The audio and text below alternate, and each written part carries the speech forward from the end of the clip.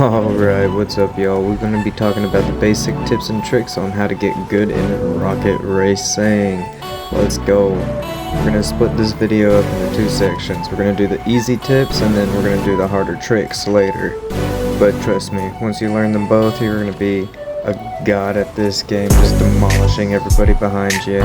Anyway, let's get into it. The most important one's going to be drift as much as possible. You gain a short speed boost after exiting the drift that you can use to chain into another drift and gain speed while drifting. Or you can just keep adding drift turns into the current drift to increase the boost you gain. To do that, you must hit and hold the drift button until you've turned your car, and then you can release the drift button to continue. You can also hold the drift boost hostage while you're in the air. To do so, you just hold the rocket drift button while you're in the air, and then you'll essentially just pull a gun out and keep it safe while flying. That brings us into flying. As a racing game, you didn't think you'd have to learn how to fly. Well, the base game was Rocket League, so the mechanics will be very similar. With that being said, you don't want to fly very much, but whenever you do, you can increase the flight time by using your thrusters. But try not to dump it all out at once. Tap it quickly to save as much fuel as possible, but typically, you want to be over as fast as possible.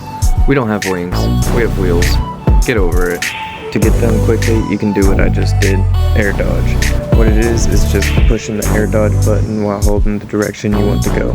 It's very nice for transitioning from one track to another. But now that you're back on the ground, where you belong, let's talk about drafting. You'll notice as soon as you drive, and you just keep going straight for a while, you start to lose speed until you hit 570 kilometers per hour, our base speed. One way you can avoid that is by using others, by getting right behind them. It's the same mechanics as in real life when you get behind a semi-truck going down the freeway to save gas, except amplified. When getting close enough to another player, you can use their draft to gain a tiny speed boost as you pass them.